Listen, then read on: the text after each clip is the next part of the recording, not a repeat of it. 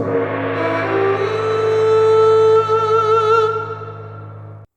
and welcome back to the Kung Fu Book Review. Today we're going to be covering Wing Chun Kung Fu by this guy, who's in that brilliant photo there, which is Yimm Lee. Yeah, so Yimm Lee. This guy was one of the early students of Bruce Lee.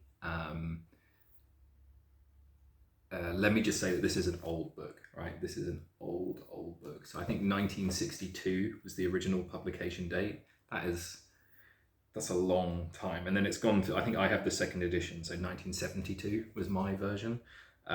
So this is an old book. I'm mainly interested in this from the point of view of martial arts history, because this book was also technically edited by Bruce Lee, and these guys were the same generation. So Yimm Lee was really Yimm Lee he was like another Bruce Lee.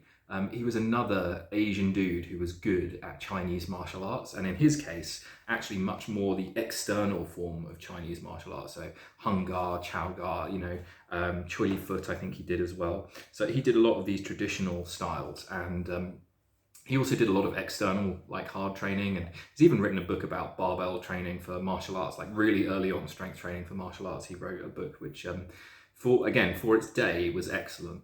And I think really this guy, let's see if we can get another decent photo of him. Yeah, this is the classic. His classic look was like this, He was like another Bruce Lee guy. He actually trained and was one of Bruce Lee's students as well. So he was sort of brought around to the more internal, softer style of training, but he never lost his hard, crunchy, sort of external Chinese Hung Gar kind of vibe, in the same way, even though he did a lot of Wing Chun and trained a lot with Bruce and was instrumental in sort of early Jeet Kune Do as well. My overall impression of this book is not good. It's okay. I mean, it's fine. It is one of these early Chinese martial arts books, so it's interesting from the point of view, you probably don't have to spend much money to get it. It probably won't teach you that much, because 90% of the book is just pictures of Jim doing the Sulim Tao, right, or doing a few different postures. I have to say, compared to quite a few of the other of these generations of books, this is one of the better ones.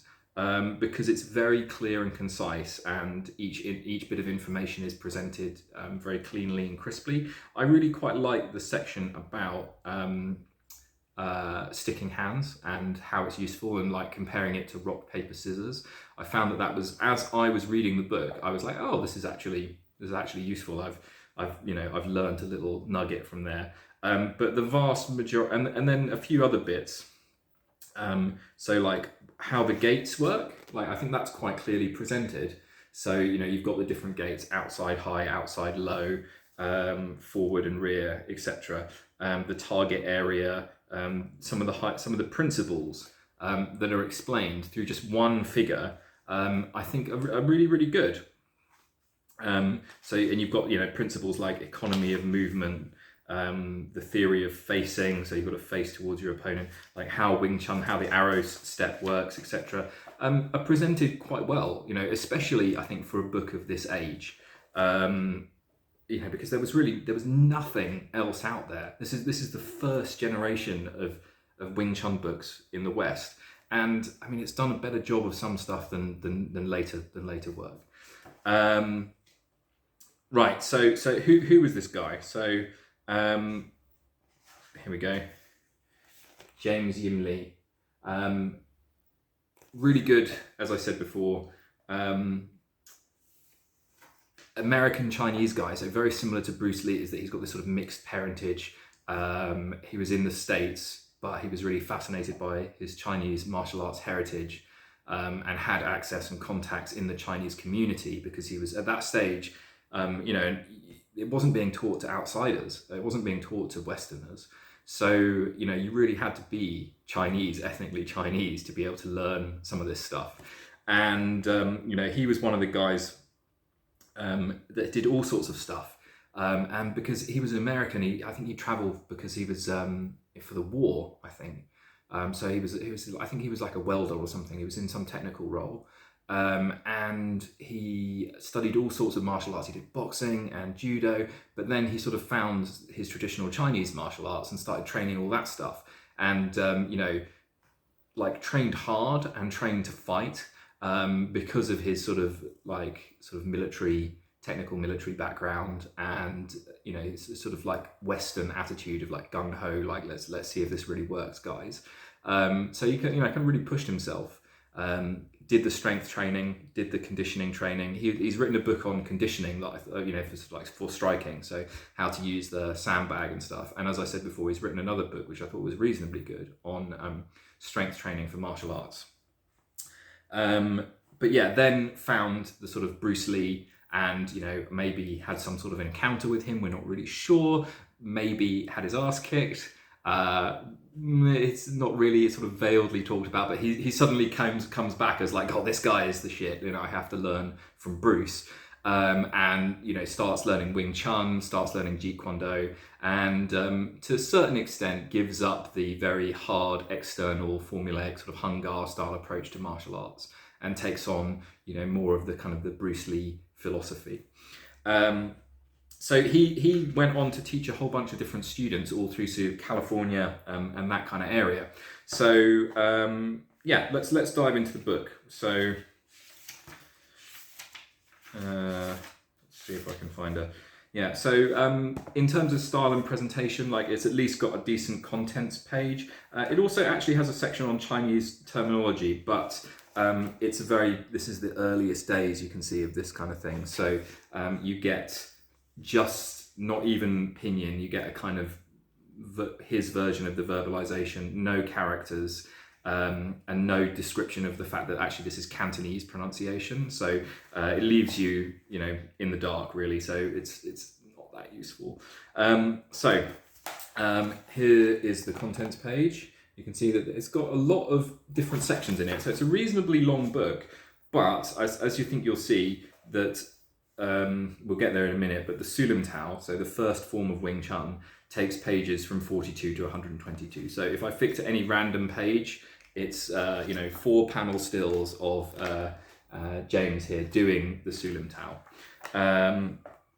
So that's the majority of the content in this book, which is, I say, the weakest part of the book, because the better parts are, you get little parts about the author and again, this yin yang theory in Kung Fu, which clearly was a Bruce Lee thing that he's just nicked. And the history of Wing Chun is so brief that it's not even worth mentioning. I think the best section actually is from pages 14 to 34. So there's an early section at the beginning of the book which covers stances, centerline theory, the immovable elbow, 4 corners, economy of movement, the theory of facing, and basic arrow stepping footwork. That section is actually pretty good because each page really only presents one key idea with a couple of panels on it and then a brief bit of explanation.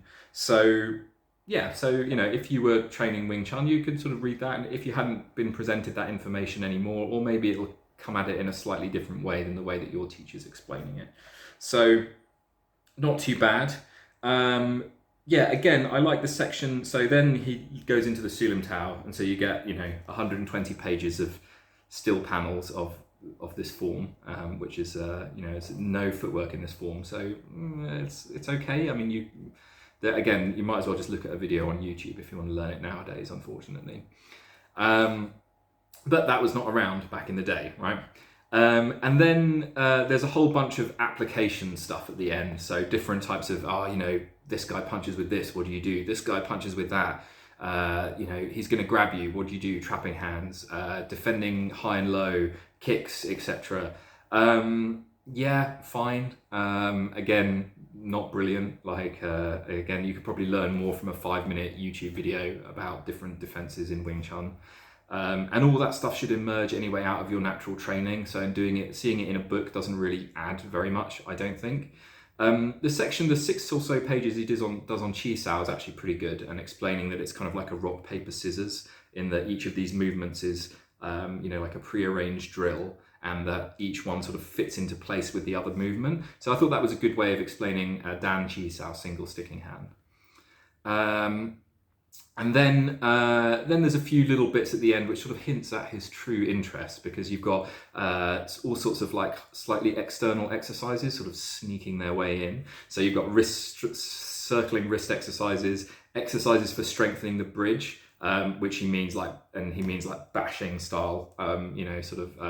And he's got a few external exercises which are not really Wing Chun exercises. So because there's not really, I've done a few things that are called sort of conditioning chi saos, but really they're for conditioning for that sort of rubbing sensation, and also just mainly just another way for you to get more hand-on-hand centerline practice when you're doing Wing Chun. And these are much more like you've sort of like the grinding hands from Chow Gar, which are really designed to actually strengthen the, get used to damage in the forearm. And then he's similarly got punching exercises on the sandbag. So at the end you get a little glimpse into, he's like, actually I'm still really keen on this like external conditioning stuff because I've been doing it for years. Overall, not a brilliant book. If you can get it cheap, and you're interested in the history of Chinese martial arts in the West, maybe, but maybe just go read his Wikipedia page and go, look at the stuff on the internet that's about him, because I got to say, fantastic author, real early pioneer, and not as widely praised as he should be compared to guys like Bruce. A useful character. I'd say that his other books on conditioning and strength and conditioning in martial arts were actually where his forte were. So as for a Wing Chun book, I'd say maybe stay away from this one. But as I said, if you're interested in the history of Chinese martial arts as they came over to the West, it might be worth a look at. Good. As always, please like, share, and subscribe. And I hope that your training is going well, everyone. Best of luck. See you all soon.